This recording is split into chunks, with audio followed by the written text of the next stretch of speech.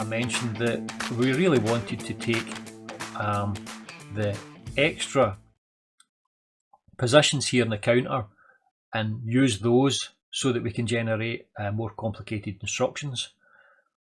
And the first thing I did was, in order to test to see whether we actually want to take the instruction, the set enables out of the ROM or not, we were going to have to test and see whether we're in a fetch or the execute cycle. So in the previous version, we tested on the execute, so we would have the lines coming out 4, 5, and 6 through an OR gate. But of course, if I'm going to have 16 positions here, I'd have to have like all these positions coming down into like a 16 input or whatever OR gate. But I could do it the other way around about. We could just put it in through the fetch. So if we take the first 3 from the fetch and put it through a NOR gate, it'll do exactly the same. Okay, so that's the first little thing. Now, the other thing I mentioned in the previous video was that I wanted to just use a simple counter in order to count the positions in the ROM. Okay, so the instruction that would come in, the instruction would give us the base position for that instruction, and then we would count through a potential of another 16 positions for the rest of that instruction. And I wanted to do it with a little counter. So I actually envisaged just a setup that we have here at the moment. Now, I never managed to get this built.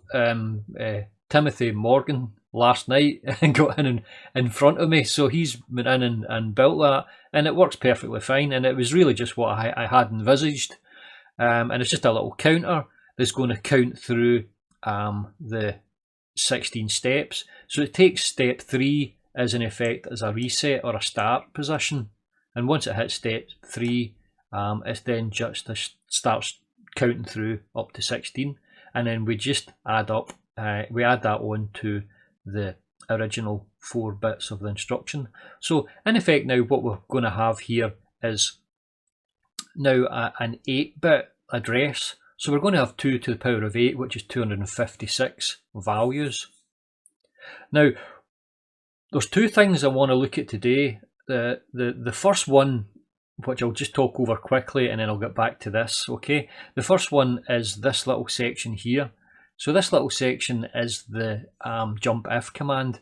Now, it still uses position 6 within the stepper. Okay, so position 6 is an input to this. And I really want to try and get rid of this position 6, because we want to just replace all these other steps with just that simple counter that we have shown you below. Okay, so that's one thing I'm going to have a little look at today. I don't know how easy or difficult it is to do that, but that's something that I'd like to get done.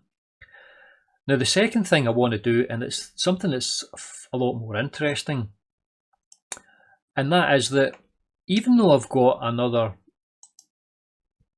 256 positions here now within this ROM, it doesn't really help me, because the positions that we've got in the ROM are just extra positions on the instruction set that already exists. So let me explain that.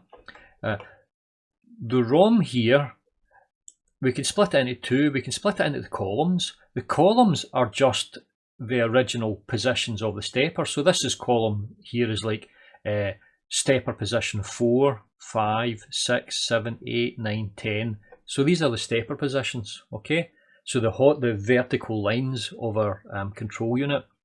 And the horizontal positions here are our instructions, okay? So we get the horizontal position here from these 4 bits, and we get the vertical position from the 4 bits from our counter.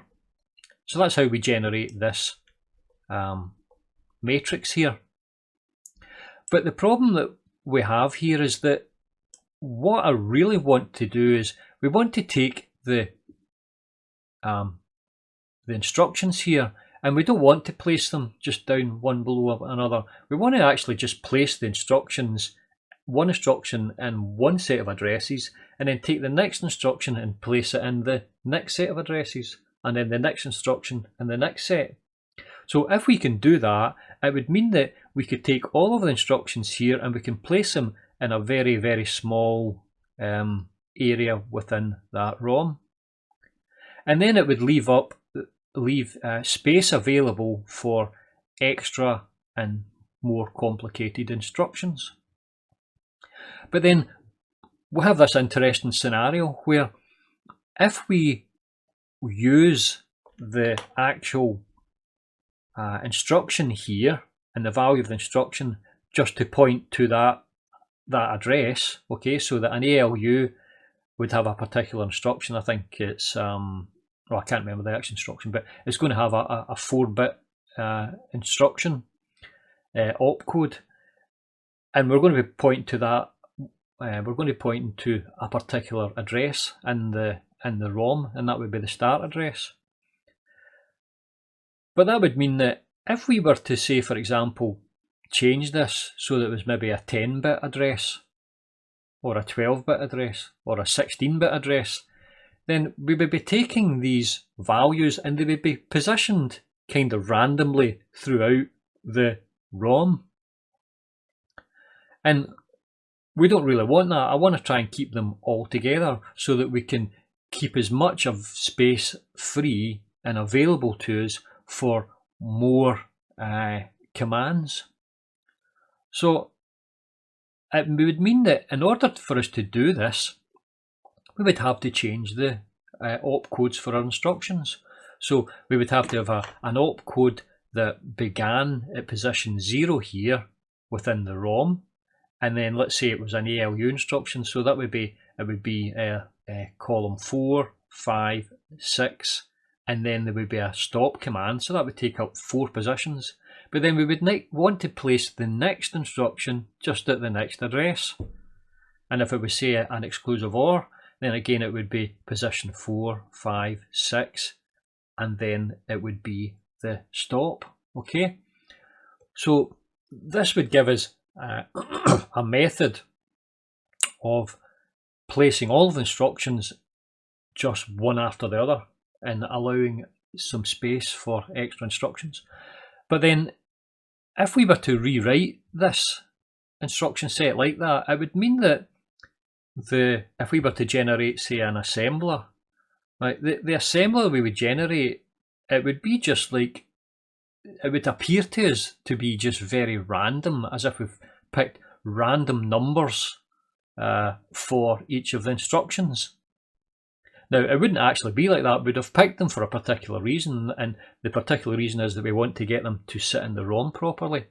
But as a programmer, you don't really want to know these details. So what we could do is we could keep the assembler exactly as it is, and then whenever you write your assembly language program, what would happen is whenever it got converted into your actual machine code, it would have a little lookup, and it would look up the actual instruction that you're going to put into the machine, and the actual instruction you're going to put into the machine is different from what you've got with your assembly language. And it's different because you want to position it in the most efficient manner within that ROM. So quite difficult to explain, but hopefully you can understand the root thought what I'm talking about. But that's what I'm trying to do today. Okay, so those two things I'm looking at today to try and upgrade and get this thing, close to finished. Now, by close to finished, what I mean is it's not an actual finished article, but it means that if we go to extend it or expand it in any way, if we go to put in more complicated instructions, or if we go to add in extra registers within the CPU, then we can do it quite simply. We don't have to be running wires all over the place. it can be a quite easy, simple fix, and that's really the point which we want to get to within the next couple of days. So a bit of a rambling video, a bit different, so thank you for listening. I'll get you on the next video. Goodbye.